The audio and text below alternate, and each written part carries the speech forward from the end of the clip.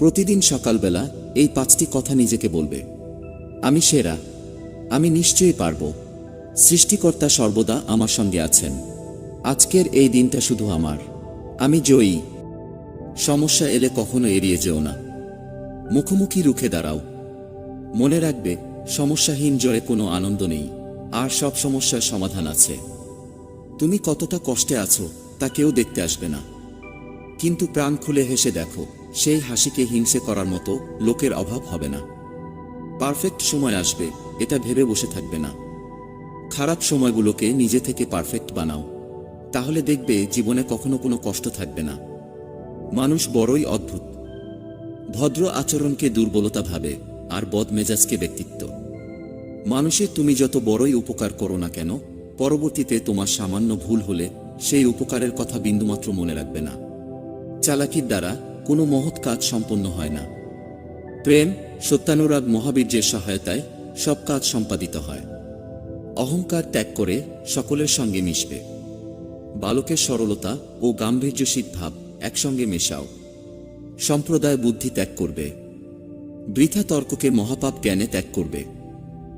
যদি জগতে কিছুমাত্র পাপ থাকে, তবে দুর্বলতাই হলো সেই পাপ। সকল প্রকার দুর্বলতাকে ঝেড়ে ফেলো। দুর্বলতাই পাপ, দুর্বলতাই মৃত্যু। নিজের উপর প্রবল বিশ্বাস রাখো, বাল্যকালে যেমন আমার ছিল। আর সেই বিশ্বাস বলেই আমি এসব কঠিন কাজ করতে সমর্থ হয়েছি। তোমরা প্রত্যেকে নিজের উপর এই বিশ্বাস রাখো যে অনন্ত শক্তি তোমাদের সকলের মধ্যে রয়েছে। আমাদের পূর্বপুরুষগণ প্রাচীনকালে বড় বড় কাজ করেছিলেন, কিন্তু আমাদেরকে তাদের অপেক্ষা উচ্চতর জীবনের বিকাশ করতে হবে, এবং তাদের অপেক্ষা মহৎ কাজের দিকে এগোতে হবে। এখন পেছনে পিছিয়ে গিয়ে অবনত হওয়া কিভাবে সম্ভব? তা হতে পারে না, তা কখনো হতে দেওয়া যাবে না। পিছনে পিছিয়ে গেলে জাতির অধঃপতন ও মৃত্যু হবে।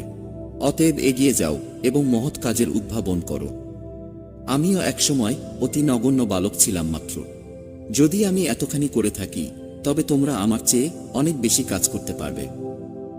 ভয় পেও না, কারণ মনুষ্যজাতির ইতিহাসে দেখা গেছে সাধারণ লোকের ভেতরেই সমস্ত কিছু মহাশক্তির প্রকাশ হয়েছে। জগতে যত বড় বড় প্রভাবশালী পুরুষ জন্মেছেন, সবাই সাধারণ লোকের মধ্য থেকে। আর ইতিহাসে একবার যা ঘটেছে, পুনরায় তা ঘটবে। কিছুতেই ভয় পেও না, তোমরাও বিস্ময়কর কাজ করবে। ভেবো না তোমরা দরিদ্র, ভেবো না তোমরা বন্ধুহীন। কে কোথায় দেখেছে টাকা মানুষকে সৃষ্টি করে? মানুষই চিরকাল টাকা করে থাকে। জগতের যা কিছু উন্নতি, সব মানুষের শক্তিতে হয়েছে, উৎসাহের শক্তিতে হয়েছে, বিশ্বাসের শক্তিতে হয়েছে। অভিজ্ঞতা জিনিসটি কখনো কেউ কাউকে শেখাতে পারে না। তোমাকে পৃথিবীর সবচেয়ে জ্ঞানী মানুষটি পরামর্শ দিলেও যতক্ষণ না তুমি নিজে অভিজ্ঞতাটি অর্জন করছো, ততক্ষণ তুমি বিষয়টিকে সত্যিকারের উপলব্ধি করতে পারবে না। তুমি তোমার ভবিষ্যৎ পরিবর্তন করতে পারবে না, কিন্তু অভ্যাস নিশ্চয়ই পরিবর্তন করতে পারবে।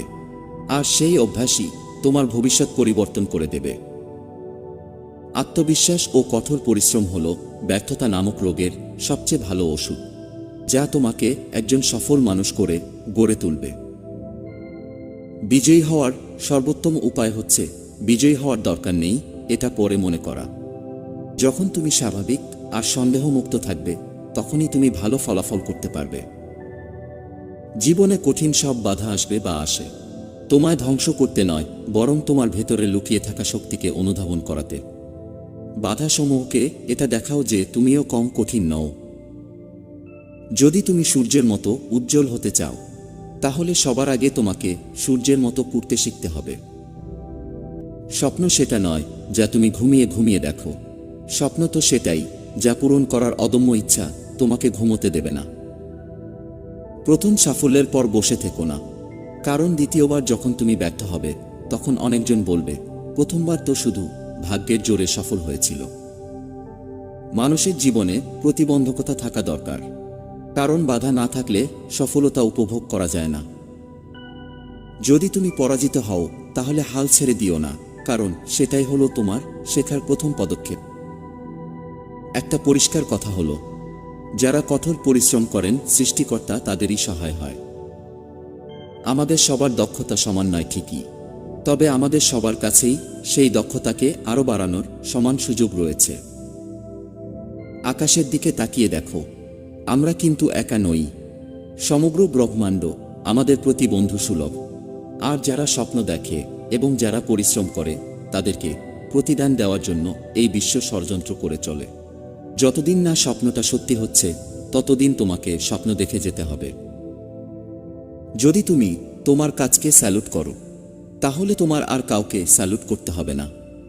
কিন্তু যদি তুমি তোমার কাজকে অসম্মান করো, ফাঁকি দাও কিংবা অমর্যাদা করো, তাহলে কিন্তু তোমারই সবাইকে স্যালুট করে যেতে হবে। জীবন ও সময় হলো পৃথিবীর শ্রেষ্ঠ শিক্ষক। জীবন শেখায় সময়কে ভালোভাবে ব্যবহার করতে, আর সময় শেখায় জীবনের মূল্য দিতে।